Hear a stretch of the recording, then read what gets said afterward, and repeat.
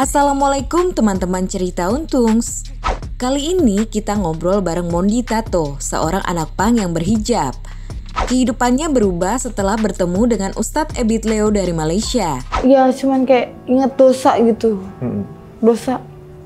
Kayak aku dalam hati begini, masa sih iya gue hidup mau kayak gini terus.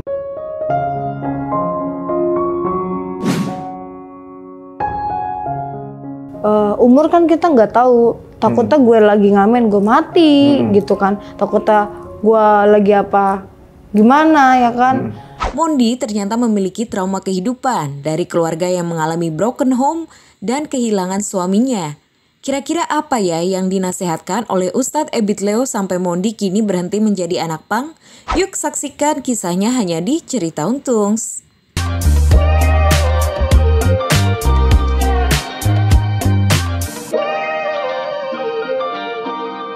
Oke, langsung aja kita akan ngobrol sama wanita yang ada di VT tersebut. Langsung kita akan tanya-tanya. Mondi, gimana kabar? Alhamdulillah. Alhamdulillah. Gimana rasanya pakai hijab sekarang? Rasanya adem. Adem ya? Adem. Awal-awalnya gerah. Awal gerah? Lama-lama ya udah terbiasa. Waduh, ini pasti banyak yang penasaran, pengen tahu seperti apa sebenarnya gitu prosesnya, kok sekarang begini dan dulunya gimana, apa segala macam itu tentunya orang pada pengen nanya, termasuk gue juga gitu waktu itu pas ngeliatnya. Wih, gitu ya, drastis banget nih gitu ibaratnya. Nah, Mbak Erli aja nih yang punya Bi Erli nih, dulunya mantan pembantu rumah tangga, sekarang mau jadi miliarder. Gitu. Jadi kita nggak pernah tahu masa depan orang nanti akan takdirnya seperti apa. Kita doain semoga Mondi akan jadi seseorang yang insya Allah ya bukan miliarder lagi, triliuner jangan salah ya. Amin. Nah, bagaimana prosesnya sampai akhirnya kamu nih terlihat seperti sekarang ini?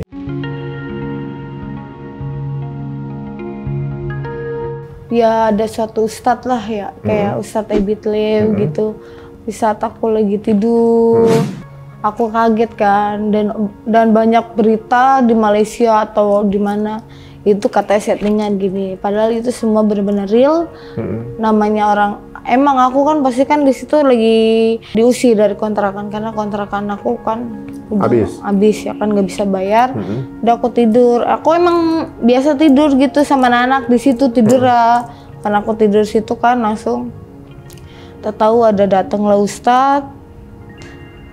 Memberi nasihat seperti ini, alhamdulillah lama dijelasin sama dia kayak istilah emang mau hidup kayak gini terus.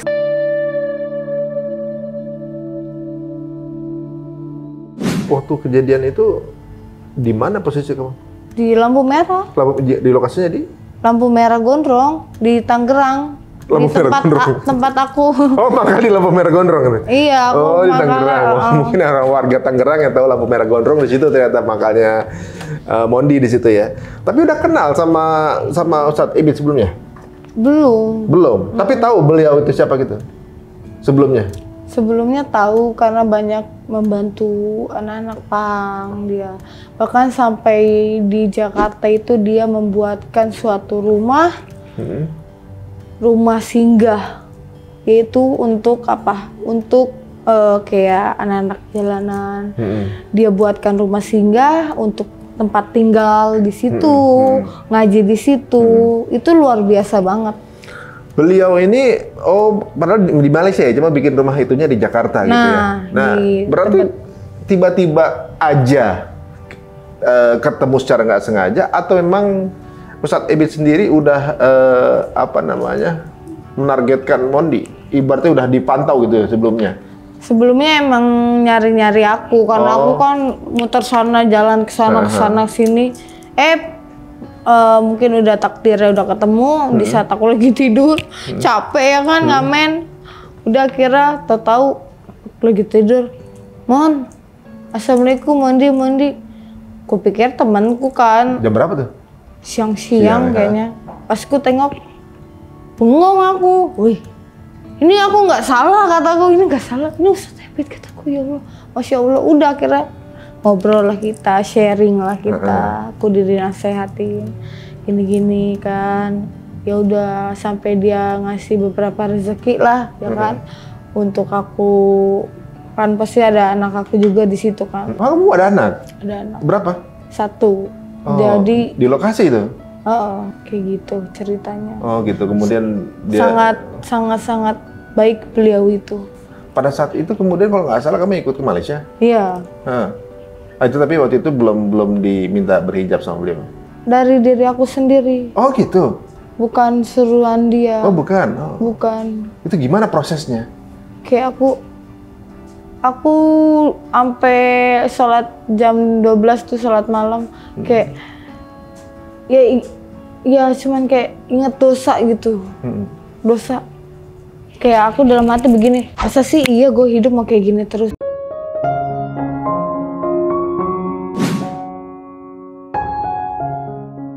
Umur kan kita nggak tahu, takutnya gue lagi ngamen gue mati gitu kan, takutnya gue lagi apa gimana ya kan.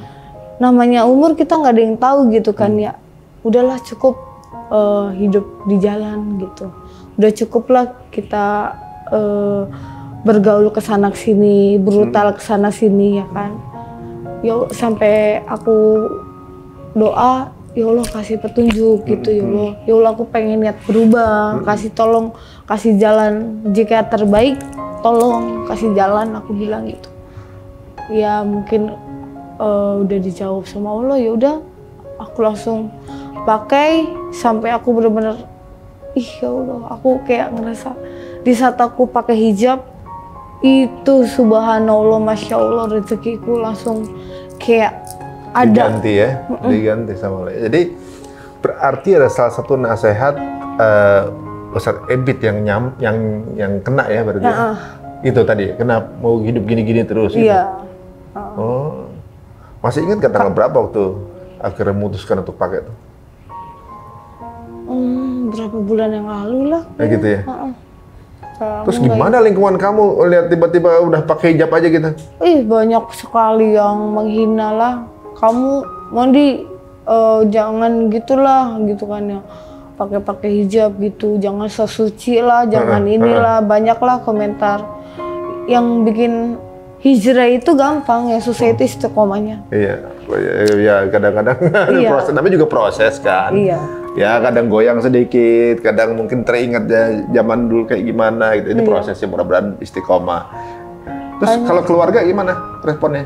Responnya ya senang keluarga. Cuman kayak istilah jangan sampai dibuka gitu, tetap istiqomah gitu kan. Bangga lah mama gitu.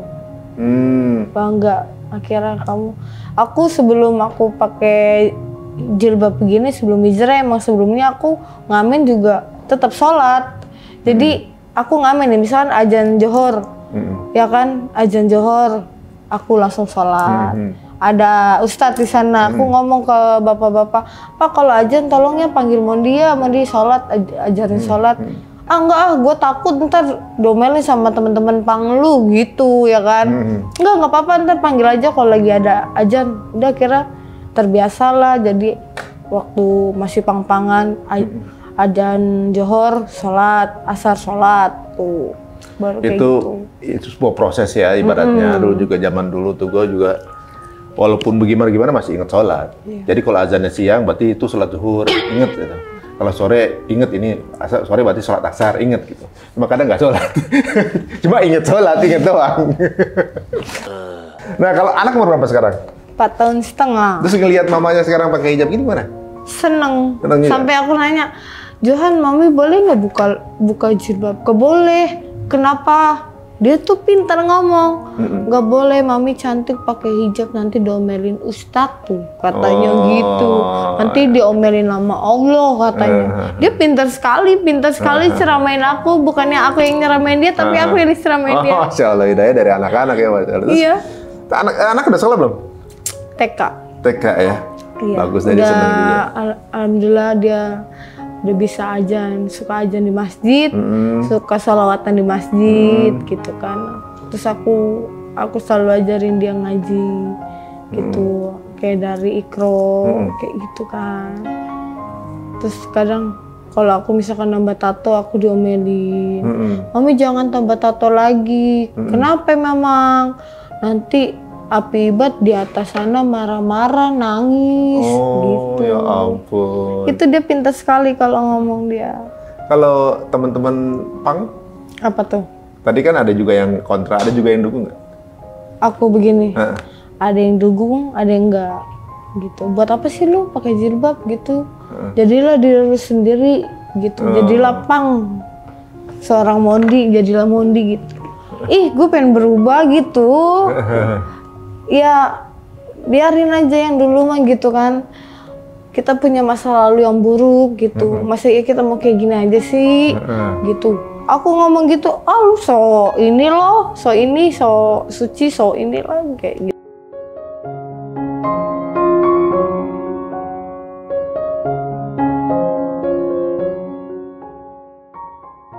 Enak nggak sih hidup di jalan tuh?